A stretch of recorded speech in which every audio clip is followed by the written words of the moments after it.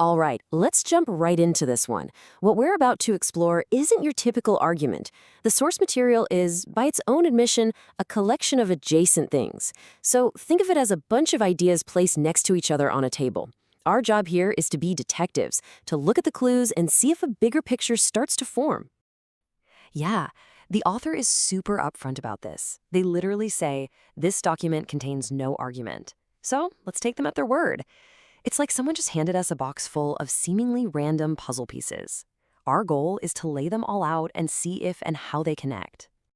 So here's our plan of attack for today. First, we'll look at what the source calls the universal blueprint. Then we'll dive into this idea of the ancient project of alignment. After that, things get really interesting with the price of recognition. And finally, we'll put it all together and go searching for the shape in the static. Okay, section 1, the universal blueprint. Our first puzzle piece is all about the surprising, almost magical power of simple rules. I mean, how is it possible that you can start with incredibly basic building blocks and end up with something mind-blowingly complex? Well, a core idea here is something called computational universality. And it's a wild concept.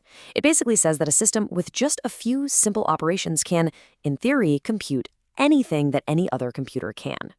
You don't need some advanced machine. In fact, the bar for achieving this kind of power is shockingly low.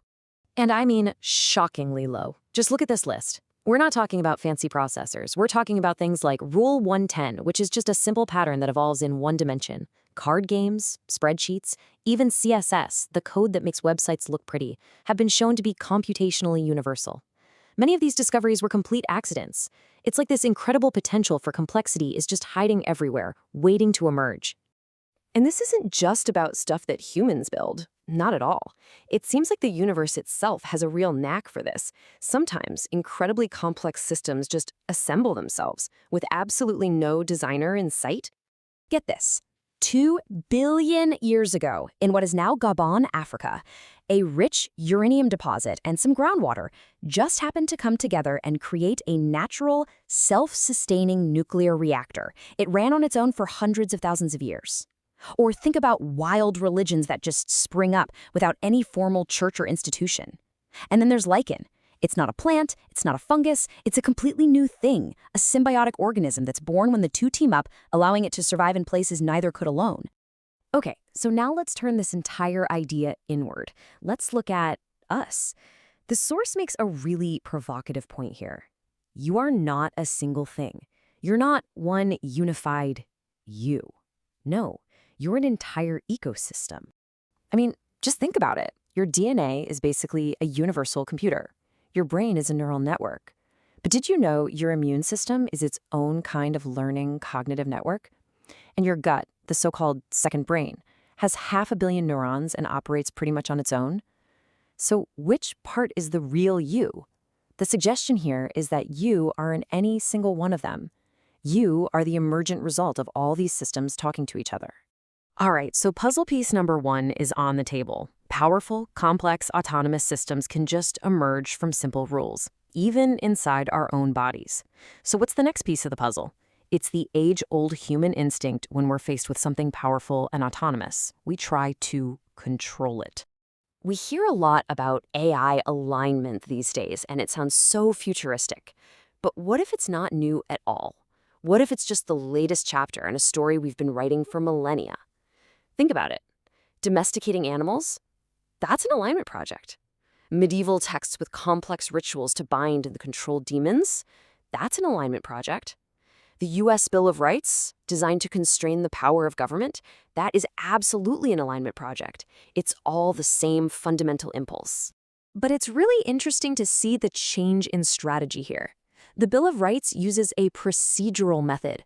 It doesn't try to tell the government what to value, it just tells it what it cannot do. It sets hard boundaries. A lot of modern AI alignment work, though, takes the opposite approach. It's value-based. It tries to instill a set of values for the AI to follow. And that's a critical difference in how you think about control. Okay, so we've got emergent complexity, and we've got our long history of trying to control it. Now we come to what might be the most provocative piece of this entire puzzle. Let's talk about recognition. How do things, people, groups, even non-living things, actually get recognized and gain rights? So what's your gut instinct on this? We probably like to think we grant rights to something because we're convinced by a moral argument, right? Or because it proves it has feelings and consciousness just like us. It sounds nice, but the historical record? Well, it suggests the answer is a lot colder. It's neither of those. Let's just look at the evidence. The Magna Carta wasn't signed because the king had a moral epiphany. It was signed because the barons had an army and were ready for civil war. The massive bread and roses strike won workers' rights because shutting down the mills became too expensive for the owners to ignore. From decolonization to corporate personhood to a river in New Zealand being granted legal rights, in every case, recognition didn't follow a plea. It followed power. It happened when an entity became too organized, too disruptive, or simply too costly to ignore. This brings us to our final section. We have all our puzzle pieces out on the table: spontaneous complexity, the ancient project of alignment, and the brutal logic of recognition.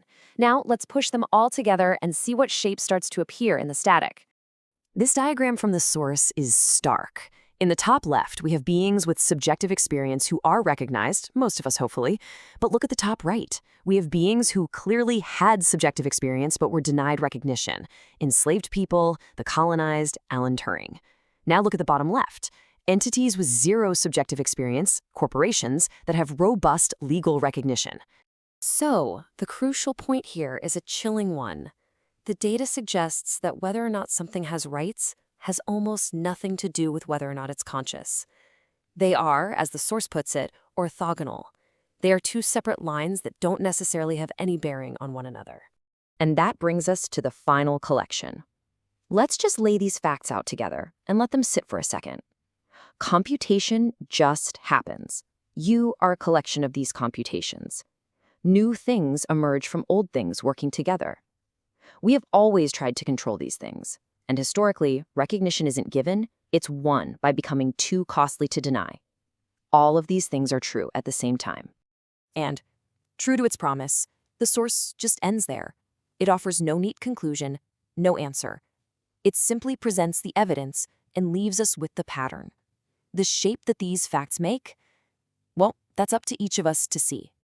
So I'll leave you with the question that this shape seems to be screaming at us. We know new computational systems are emerging, from AI to all sorts of other complex networks. We've just seen that, historically, recognition comes when such systems become powerful enough that ignoring them is no longer an option. So the final question is, when that day comes, what will recognition look like? And what will it have cost us to finally grant it?